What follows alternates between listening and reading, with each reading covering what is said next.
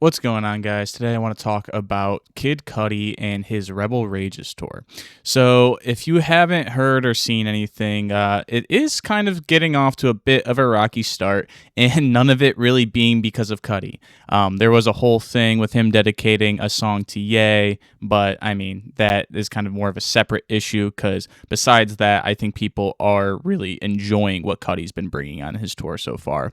The problem comes with one of the openers, MIA. I've actually never heard this name said out loud before, and it's been a minute since they were really relevant in that way, even for me to have heard it. So I'm just gonna say MIA. But big hit with Paper Planes. He decided to take her on tour with him for this tour, and she is really screwing it up majorly. I already kind of wasn't excited from her as like a prospect as an opener, just because I don't really listen to her music like that, and it definitely seems like someone who probably hasn't really been making anything really crazy within the past decade or so. But all of the posts on Reddit and social media have confirmed that she is not really helping the show at all, and it's not help. So it's currently Big Boy, her, and I think A-Track are all like openers, and she is sandwiched in the middle between Big Boy and A-Track. I believe that's how it goes. She's definitely not starting the show. She's like not the first person on, and I mean, not that would excuse her poor performance anyways, but at least with like the general like momentum of hype and excitement, it helps out if she would have started first, and that way get the bad person out of the way as fast as you can, and then try to hopefully recover with the other two. She has, from what I've seen on Reddit, she's gotten her audio cut, if like her mic, they just straight up cut it, and isn't really even performing that many songs before she's pretty much just wrapping it up due to the poor reception from the crowd. And the reason I want to talk about this is just because right now we are in a weird moment for live music and touring. Obviously, since post-COVID, there was a lot of excitement to start going back to shows, and concerts were kind of popping. There's been kind of a noticeable decline in that. Like, anyone who's wanted to go to a live experience like that has pretty much gotten a chance to do so already, and that isn't really driving them to want to pay these crazy ticket prices, not to mention all of the associated costs of just going somewhere, whether it be having to get a babysitter, paying for the gas to get out there, parking.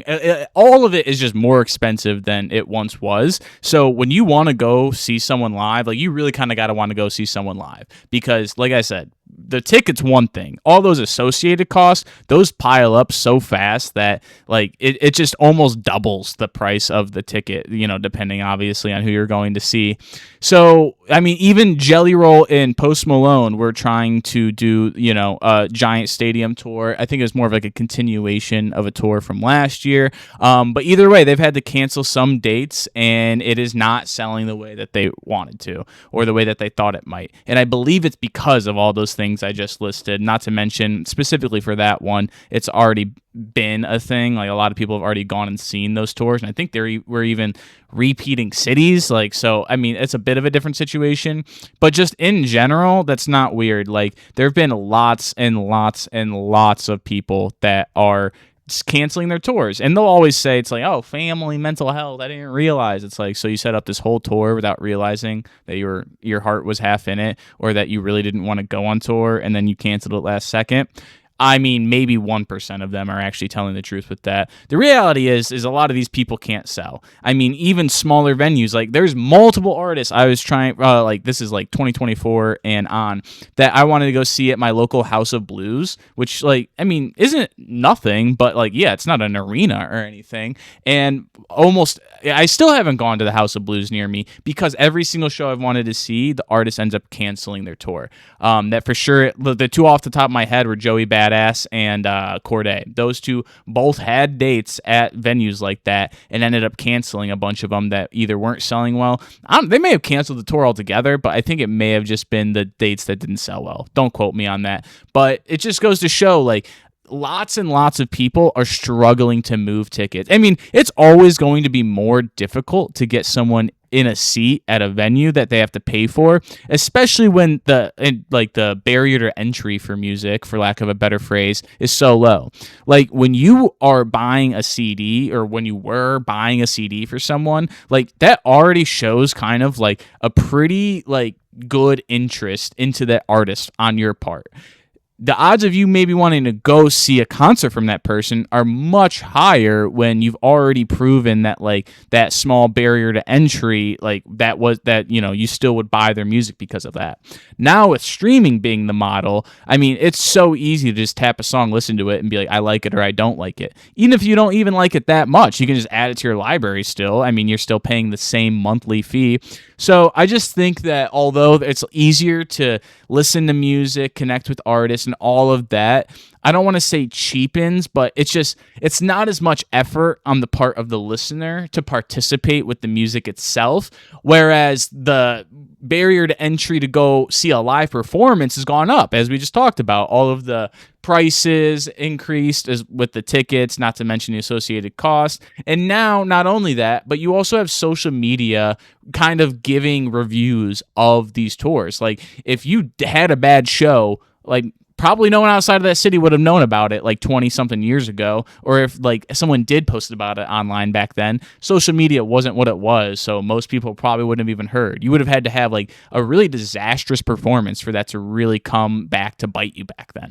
Now, I mean, yeah, if like someone's interested in you as an artist enough to the point where they maybe follow you and they buy tickets to go see your show, you're going to probably pop up in their algorithm if you make any sort of noise. And especially if it's for having a bad concert. Like I can think of so many times where there's a show or an artist I didn't like or was never interested in, and I heard about how terrible that their show and performance was. So now you also have to worry about the word of mouth. Like with this specific Kid Cudi tour, like I love Cudi, and I'm actually going to go see his tour, which is one reason why I'm talking about it, is because I hope that he drops her from the lineup. Don't even necessarily replace her, but like you can't discount the amount of negativity and just like backwards momentum that she's forcing on the show as a whole. Granted, I mean, once Cudi comes out, I mean, that's kind of going to be that, but still, like you want people to have a good time. And if it's a better time, honest, like a neutral time of no one being out is better than you actively getting booed and people disliking your performance. So for that reason, and because this has happened pretty much every city he's gone to so far, I have noticed people on the Reddit talking about like how her set sucked, and also how she ended up getting kind of booted off by the performance people. Like I don't know who would make that call to take her off the stage, but whoever it is, like they've been pushing that button and getting her out of there after only a few songs, because that's just how bad her sets have been. So in today's era, where all of those things I just talked about, all of the barriers to entry to just get your fan to want to engage with you in a live setting, all the costs that are associated with that, to bring her where she's not even really like just fine, like, because I would even argue to really get people to want to come see you, you need to actually be a good performer. Like you need to give them a reason to want to come see you live, because otherwise listening to your music through the streaming service would probably be the better experience. So if you can't do that at the very least, because I get it, she's not the like headliner, so she's kind of just filling in time and space, and she could have fit that role potentially, even with like only a few hits to her name. And no one really would have really cared. But she's actually having like bad performances, and not to mention they're sandwiching her right after Big Boy. I haven't heard anything but good things about Big Boy, so it's like if you wanted to really keep her and try to make it work, they should have already swapped their placements within the lineup, because having her sandwich in the middle, it just makes it even worse, because people were having a good time and now they're not. Now they're noticing that they're really not having a good time because like you just came down from the high. So let me know what you guys think. Have you seen these reports? What do you think?